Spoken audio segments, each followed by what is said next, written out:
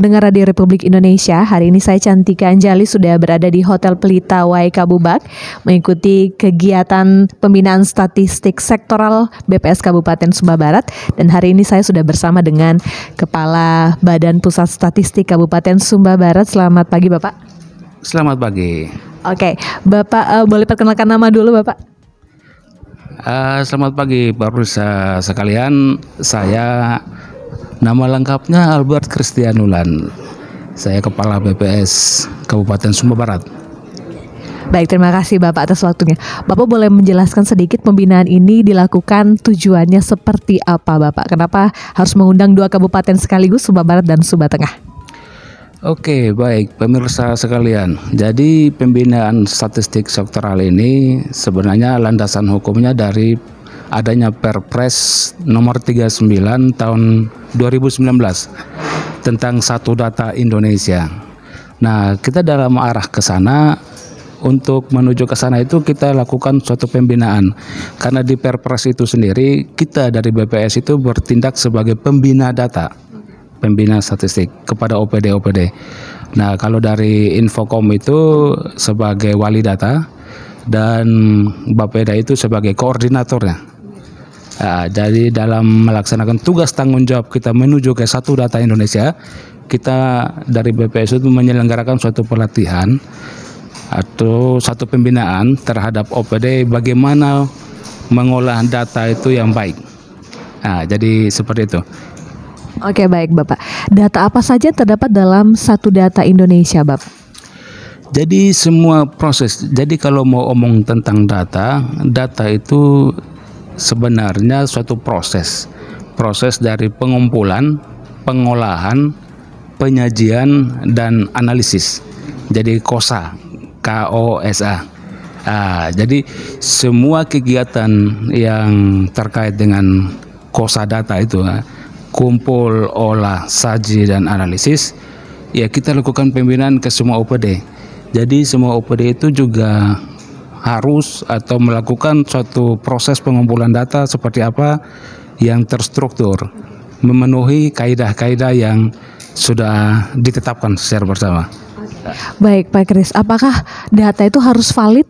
Apa pengaruhnya ketika data yang kita ambil tidak valid untuk kemajuan Kabupaten Sumba Barat Bapak? Iya, jadi untuk proses kumpul, olah, saji, analisis itu sebenarnya kita tuh memotret keadaan pada suatu kondisi tertentu, pada suatu waktu tertentu. Dan untuk proses pengumpulan data itu juga harus memenuhi kaidah-kaidah. Jadi tidak asal kumpul. Kita awalnya harus merancang kuesionernya seperti apa. Untuk merancang kuesioner juga harus diuji dulu. Lakukan pengujian, kuesionernya sudah baik atau belum. Jadi tahapan-tahapannya seperti itu. Kuesionernya sudah baik, terus kita lakukan pelatihan petugas dulu. Sebelum melakukan pendataan, kita wajib hukumnya melakukan pelatihan kepada petugas pendata. Seperti itu. Jadi setelah melakukan pengumpulan data dengan baik, dengan menggunakan kuesioner yang baik, kemudian dilanjutkan dengan diolah, di entry atau seperti apa gitu. Seperti KOSA tadi ya Bapak.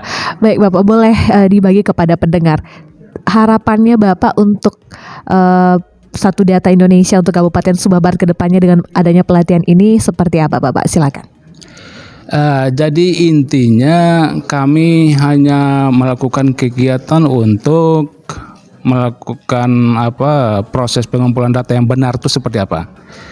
Dan diharapkan kepada masyarakat, jika ada petugas yang melakukan wawancara, kami sangat harapkan memberikan jawaban yang sebenar-benarnya. Kenapa demikian? Karena dengan jawaban yang benar itu oleh pemerintah akan digunakan dalam menentukan suatu kebijakan ke depannya. Jadi bisa dibayangkan kalau teman-teman responden tidak memberikan jawaban dengan baik, maka data yang keluar itu juga tidak sesuai dengan harapan kita. Tentunya oleh pemerintah akan mengambil kebijakan yang salah. Jadi sangat diharapkan untuk masyarakat. Jika ada pendataan itu sangat diharapkan untuk memberikan jawaban yang sebenar-benarnya. Ya mungkin demikian. Baik, terima kasih Bapak Kris. Sukses selalu untuk pendataan Badan Pusat Statistik Kabupaten Sumba Barat.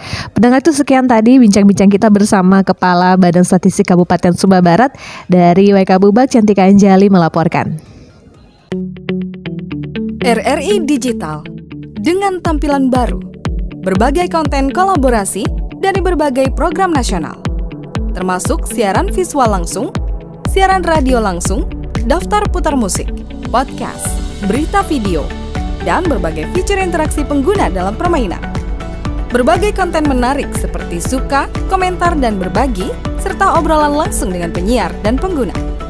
Pesan langsung dan fasilitas obrolan pribadi antara pengguna aplikasi juga tersedia. RRI Digital tersedia di Google Store dan App Store. RRI Digital.